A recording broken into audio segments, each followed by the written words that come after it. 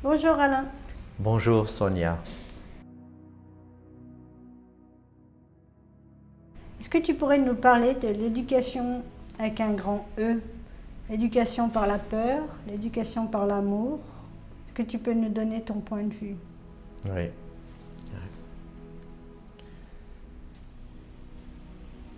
À la base, tout le monde désire être heureux. Tout le monde vient sur Terre pour avoir une vie heureuse. Le bonheur, la bonheur, lorsqu'on est dans la joie. Mais pour connaître cette joie, en réalité, il faut qu'on puisse connaître l'inverse. Donc, l'inverse de la bonheur, le malheur, la douleur. Malheureusement, on a fait parfois un peu trop connaissance avec l'inverse. Et donc, par la peur, par la douleur, on a souvent eu une éducation beaucoup trop dure. On a récemment parlé de la 5e dimension, de cette nouvelle énergie qui s'installe, une énergie d'amour, l'énergie du cœur. Et je pense que c'est ça qu'il faut voir au niveau de l'éducation avec un grand E, où on a besoin de faire une transition d'une éducation trop souvent faite dans la douleur, dans une éducation faite dans le cœur, dans l'amour. Et ça signifie beaucoup de choses. Ça signifie de prendre des toutes autres références. Si on prend les parents souhaitent le meilleur pour leurs enfants. Et dans le contexte que moi j'ai connu, si on regarde actuel encore, trop souvent on va, entre guillemets, avoir des attentes très élevées parce que si on veut le meilleur pour ses enfants, on va devoir forcer, pousser. Donc on va créer un esprit véritablement où les choses ne se font pas naturellement dans la douceur, dans le cœur, mais les choses vont être forcées. Si on regarde juste un bébé, les premières années, les premiers mois de sa vie, il peut tout faire ce qu'il veut. Pipi, caca dans les culottes, crier, pleurer, etc. D'accord? Mais très vite, on va donc l'éduquer, d'accord, pour ne pas faire trop de bruit, entre guillemets, pas trop déranger, et suivre des programmes qui vont aller dans la famille. Et ça, c'est compréhensible, parce que dans une famille, on va devoir s'organiser. Néanmoins, si on regarde, on va beaucoup trop souvent éduquer dans un contexte de forcer les choses. Et ça, toute sa vie, ça va nous rester. C'est-à-dire que toute notre vie, on aura pris l'habitude de forcer, de pousser. Si on prend des exemples comme par exemple le sport, d'accord, il y a beaucoup de sportifs qui regardent aussi ces vidéos, c'est de voir qu'on parle de bataille. Il faut battre. Je dois battre mon record, je dois battre mon adversaire. On va parler de bataille, forcer. Si on va à l'école, si on va prendre des cours d'histoire, on va parler aussi de guerre, de bataille. Si on enclenche la télévision, si on regarde les nouvelles, ce qu'on appelle nouvelles, ce seront des nouvelles de conflits en particulier. Donc cette nouvelle éducation, pour moi, est véritablement basée dans une éducation où les choses doivent se faire dans la douceur, dans le calme, dans la compréhension, dans l'écoute mutuelle. Mais quand tu parles d'éducation, est-ce que tu parles de l'éducation par les parents ou par le système, le gouvernement? C'est un ensemble en réalité. C'est un ensemble. On fait tous partie du système. Et la majeure partie des gens qui regardent ces vidéos sont aussi des parents. C'est-à-dire qu'on a mis en place des habitudes, un fonctionnement, une société avec des règles qui sont valables aussi bien chez les parents, dans la famille, que dans le système en général. Est-ce que tu es d'accord qu'on est éduqué à être salarié, on est éduqué à faire des enfants, Est-ce que c'est de l'éducation ou... Oui, c'est vraiment ça. C'est-à-dire qu'on a mis en place des modèles, D'accord? Et ces modèles, pour moi, dans le temps qui arrive maintenant, sont voués à de grandes évolutions. Vraiment, vraiment des grandes évolutions. C'est-à-dire que on a par le passé eu quelque chose de très discipliné, où on a demandé à des humains de fonctionner comme des machines, comme des automates. Si on regarde bien dans ce monde où on avait beaucoup d'industrie, puis après est venu le tertiaire, on a demandé aux gens de répéter des choses comme des automates. Ça, c'est quelque chose qui s'est passé les dernières décennies, les dernières centaines d'années, où au lieu de fonctionner dans l'amour, on a fonctionné dans des automatismes, où on ne demandait pas de douceur, où on ne demandait pas de l'amour, on demandait de fonctionner comme un automate. Est-ce que si on définit la sémantique du mot éduquer, quelle est la définition? Ah ouais, ça c'est une bonne question. Il faudrait revoir dans l'étymologie au niveau éduca. Qu'est-ce que c'est en latin? Je ne le sais pas. Est-ce qu'on éduque un chien? Oui. Moi, je le perçois trop souvent comme une limitation. C'est-à-dire que l'éducation, pour moi, est trop souvent de tronquer, de réduire les capacités d'une personne pour aller dans un moule. Si on regarde bien au niveau scolaire, on avait un temps où dans certains pays encore, on a encore tous le même uniforme pour aller à l'école. D'accord? Donc on a une uniformisation, une éducation avec une uniformisation. Et moi je pense que ce qui est très intéressant, c'est d'avoir dans un modèle maintenant, où on va voir l'unicité et l'attente de chacun. Beaucoup de gens se réveillent entre 40 et 50 ans, quand on parle de la crise de la quarantaine, ce n'est pas une crise en réalité. Quand on parle de la crise de l'adolescence, pour moi ce n'est pas une crise, c'est un éveil. L'adolescent, il s'éveille à lui-même. C'est-à-dire qu'il a suivi les parents pendant 10-15 ans, maintenant il a envie de suivre ses propres aspirations. La personne qui a une crise à 40 ans, on dit c'est pas une crise, c'est qu'il s'éveille, il a suivi le système, la société, le travail qu'on lui a dit de faire, et il a envie de s'éveiller à lui-même, d'aller dans ses aspirations. Et ces aspirations sont uniques. Est-ce que l'éveil, c'est une déséducation? En bonne partie, oui. En bonne partie, oui. Parce que l'éducation va être dans un contexte où on va mettre tout le monde dans le même format. C'est un formatage en réalité. Et si maintenant quelqu'un s'éveille, qu'est-ce qu'il va faire? Il va retrouver son propre format, ses propres aspirations. Ça veut dire qu'en réalité, il y aura un effacement de certaines habitudes pour pouvoir mettre en place d'autres actions, d'autres modèles. Quels sont les moyens de se déséduquer, justement? Alors, des moyens très très forts, c'est de commencer à s'écouter. Je pense que l'habitude que l'on a eue, c'est d'écouter ses parents, puis d'écouter le prof, puis d'écouter son chef, et de faire ce qu'on nous demande de faire. D'être qui on nous demande d'être. Et maintenant, l'éveil, c'est fondamentalement de commencer à s'écouter en premier, pour voir ses propres aspirations et ce qu'on y répond. Donc c'est un déformatage en réalité, véritablement, de ce que l'on nous a inculqué pour reformater son être dans une individualité qui nous correspond dans nos valeurs, dans nos aspirations à nous personnelles. Donc quel conseil tu pourrais donner à des parents qui viennent d'avoir un enfant pour l'éducation de cet enfant? C'est de plus écouter l'enfant. C'est de plus être à l'écoute des besoins, des aspirations de l'enfant. Ça peut paraître étrange. Qu'est-ce que moi je remarque dans notre société? C'est qu'on veut que tout le monde fasse comme nous on dit, que tout le monde fasse comme nous on pense. J'ai moi-même dirigé des sociétés et dans la direction, on va donc dire aux autres qu'est-ce que l'on attend d'eux. Et c'est ce qui se passe avec les enfants.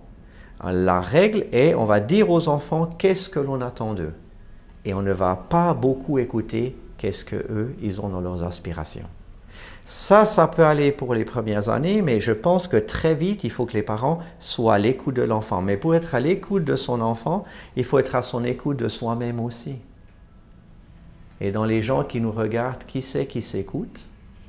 Et dans les gens qui m'écoutent, d'accord? Qui c'est qui va suivre ses propres aspirations? Et je pense que c'est vraiment ça la transition à faire. Dans une nouvelle éducation, c'est de ne pas avoir une éducation conflictuelle, de bataille, où on va devoir forcer pour atteindre quelque chose. Mais c'est une éducation, un ressenti où on va écouter ses propres aspirations et par étapes, on va aller dans le flux. Comme si on met un bateau sur l'eau qui va suivre la rivière, ça va aller tout seul. Le poisson qui suit la rivière, ça va tout seul. Si on va remonter à contre-courant, il faut des efforts immenses.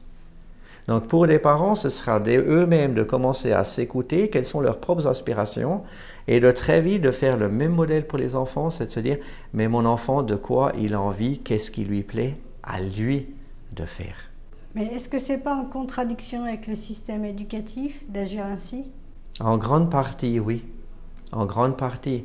Et on a vu dans rien que le système éducatif scolaire, comme il y a des écoles privées qui se sont mises en place ou des écoles spécifiques, Montessori et autres, qui ont mis des modèles véritablement beaucoup plus à l'écoute de l'individualité de l'enfant. Donc c'est vrai que le système, pour moi, va très vite évoluer maintenant, que ce soit dans le contexte familial ou scolaire, au niveau du travail aussi. Pourquoi? Parce que si on regarde, si on a demandé à des gens de faire un certain cursus scolaire, au niveau du travail, ça a continué comme ça, on leur a demandé de faire certaines tâches automatiques. Et dans les tâches automatiques, on débarquait les ordinateurs, on débarquait l'intelligence artificielle, et toutes ces tâches qu'on a automatisées peuvent être très bien reprises par des machines. Et autant on a automatisé dans l'industrie, autant on a automatisé dans le domaine agricole, autant on a automatisé maintenant dans les bureaux. Et les automates, on n'en a plus besoin en tant qu'humain vu qu'il y a des machines pour le faire. Donc il y a une nécessité pour l'humain de se reprogrammer, de retrouver ses aspirations profondes. Est-ce que tu dirais que notre système éducatif est répressif et liberticide? Alors, je dirais en partie répressif, dans le sens où on va exiger des écoliers qui suivent véritablement ce système qui a été mis en place. Maintenant, au niveau liberticide, ça va très loin. Moi, je pense de nouveau, c'est très peu de libertés qui sont offertes parce que dès qu'on entre dans le système, par exemple scolaire ou en général, on va devoir suivre les mêmes règles pour tout le monde. Parce que si on y regarde d'un peu plus près, un être humain qui a un travail à plein temps, en réalité, il est libre de 19h à 21h. Oui, quand ça va encore. Parce qu'est-ce qu'il faut voir au niveau des soirées?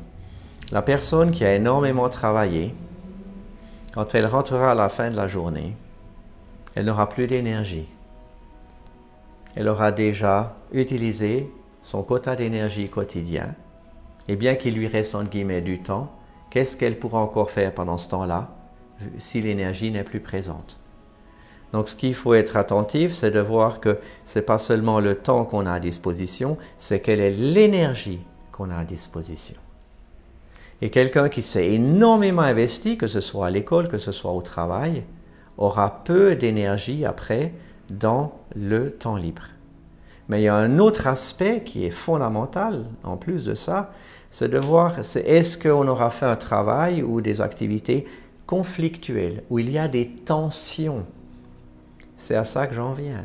Donc si on a maintenant toute la journée eu des tensions, qu'est-ce qui va se passer après dans son temps libre? Il faudra décompresser de toutes ces tensions. Sinon, on va tomber même malade. Donc il faut voir que le challenge pour chaque personne, c'est de fonctionner sans ces tensions durant la journée. Et ainsi, en fonctionnant sans ces tensions, on a une habitude de suivre les choses naturelles. Et après, dans son temps libre, on va pouvoir fonctionner sans tension et on aura encore beaucoup d'énergie parce qu'on n'aura pas créé de conflit à l'intérieur de soi, que ce soit au niveau physique, mais que ce soit au niveau mental. Si on regarde les tensions aujourd'hui, les gens qui ont des problèmes psychiques, émotionnels, toutes ces tensions sont là. C'est des tensions qui sont pas du tout dans une activité qui était physique, mais c'est dans une activité qui était psychique et mentale. Et c'est dans cette éducation, c'est de voir que soi-même, on ait des activités où on a plaisir, où les choses se font naturellement, dans un rythme qui suit véritablement les aspirations de chacun, ce qui n'est pas toujours simple, parce qu'il faut là sortir d'un contexte qui souvent force et demande des résultats. Et comment pouvons-nous utiliser l'énergie de l'amour et la 5e dimension dans cette éducation? C'est véritablement un choix personnel. C'est un choix personnel, c'est de soi-même commencer à s'écouter, comme je l'ai expliqué, et à se respecter, à s'aimer. C'est véritablement de remettre l'église au milieu du village et en se disant, 1, je m'écoute. 2, je respecte ce que je ressens à l'intérieur de moi. 3, beaucoup mieux, je m'aime. En s'écoutant, se respectant, en s'aimant ses propres aspirations, chaque personne qui nous écoute pourra par étapes modifier son rythme de vie, ses activités quotidiennes, ses pensées, son mode de fonctionnement, son état d'esprit. Et entrer dans un contexte, entre guillemets, forcé, poussé, où on va combattre, ou en tout cas on a pris ce modèle, d'accord, où on va aller dans un système où il n'y aura plus de conflits, plus de batailles. Il faut voir qu'une personne qui rentre d'une journée de travail qui est exténuée, une fois sur deux peut-être va mettre simplement la télévision. Mais si on regarde les grandes productions hollywoodiennes qui viennent tout partout à la télé, c'est quoi? La majeure partie, c'est des batailles, c'est des combats. Quand on parle d'un film d'action, de quelle action on parle? D'accord? Quand on parle d'un film policier et autres, on aura plus souvent donc des conflits, des batailles, du sang, des armes et des choses comme ça. Donc c'est de voir que dans cette 5e dimension, dans l'énergie du cœur et de l'amour, on ne peut pas partir dans cette énergie conflictuelle. Parce que la personne qui est exténuée, qu'est-ce qu'elle va encore assimiler la soirée? C'est en réalité des batailles, des conflits, du sang, des tensions, etc. Donc on devra soi-même prendre de la distance avec ce qui est diffusé à grande échelle. Et comment se dire que tout va bien si j'ai des factures à payer, qu'il faut que je travaille dans ce système? Comment je peux m'adapter, être heureux dans ce système? Et c'est ça le grand challenge. En réalité, c'est de se dire, j'aurai personnellement, moi-même, à faire évoluer le système en faisant évoluer ma vie. C'est-à-dire qu'on fait tous partie de ce système. On fait tous partie de cette éducation. L'adulte peut se rééduquer, que lui. Il n'y a personne d'autre qui va le rééduquer. Personne d'autre. Chacun a ses croyances, a ses opinions. Pour changer de croyance, pour changer d'opinion, pour changer tout court, ça demande un grand travail. Ça veut dire que quand on sait que de toute façon telle et telle facture vont arriver, c'est toutes des factures du passé. C'est-à-dire que tout ce qu'on a planté par le passé a un prix. Donc les factures qui viennent dans la boîte aux lettres vont être le prix à payer des actions de ce qu'on a fait par le passé. Maintenant, c'est un processus de se dire, ok, si je vais dans le cœur, si je vais dans l'amour, d'accord, mon mode de fonctionnement aura changé, c'est moi qui aurai à changer. Pour, par exemple, diminuer le nombre de factures qui viendront à l'avenir. Pour moi-même, diminuer mes conflits quotidiens. Pourquoi? Parce que cette facture, ça va créer de nouveau un conflit entre ce qui est rentré et ce qu'il faut sortir. Donc, le vrai challenge, il est personnel. Le vrai challenge, il est individuel. Il ne faut pas attendre que la société change, que l'éducation change, que le système change, si soi-même, on n'évolue pas. C'est de se dire que le monde est son propre miroir. Et si soi-même on change quelque chose, on a changé quelque chose dans la société, dans le système, dans la famille, dans toute l'éducation. Et ça, c'est de le répéter de jour en jour, de semaine en semaine, et c'est de dire concrètement, là, d'accord, dans mes aspirations à moi, où c'est que moi-même je crée plus de bonheur. Qu'est-ce que tu conseilles à une personne qui ne sait pas comment il va payer ses factures, quand est-ce qu'il va trouver un nouveau travail pour être dans cette énergie de l'amour, mais aussi s'en sortir. Oui. Alors, véritablement, je pense que ça demande une réflexion dans un premier temps.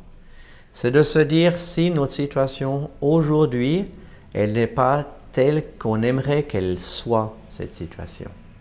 C'est de se faire une réflexion soi-même, quelle est la situation dans laquelle on aimerait être.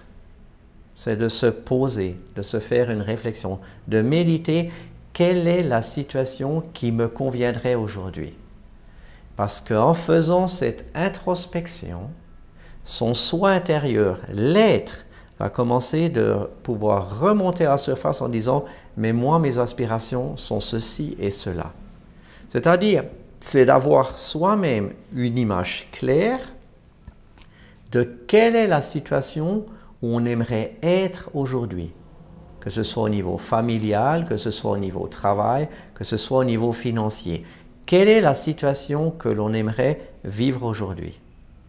Et si on arrive dans une réflexion à se faire là une image claire, la deuxième étape, ce sera de se dire, ben voilà, maintenant, je vais commencer de construire ce nouveau modèle. Et on ne va plus rester uniquement dans nos pensées, dans nos actions, dans l'ancien modèle, mais on va commencer de penser, de parler et d'agir dans le nouveau modèle que l'on aura soi-même choisi. Et ces deux étapes, elles sont fondamentales. C'est de se dire, moi-même, qu'est-ce que j'aimerais faire, qui j'aimerais être, quel est l'environnement que j'aimerais vivre aujourd'hui. Et cet environnement-là, ce rêve-là, on va l'activer. Il ne sera peut-être pas réalisé en 24 heures, ni peut-être même en un mois, ni peut-être même en une année. Ce n'est pas grave. On a tout le temps.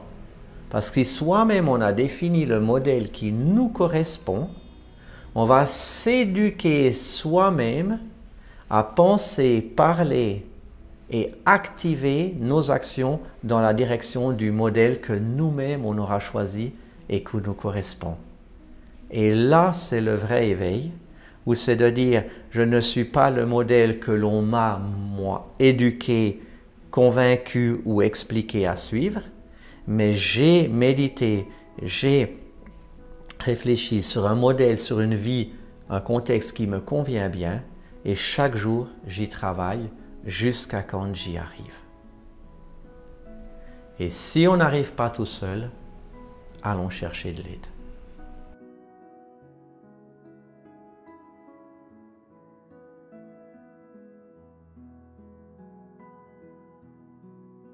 Merci Alain. Merci Sonia.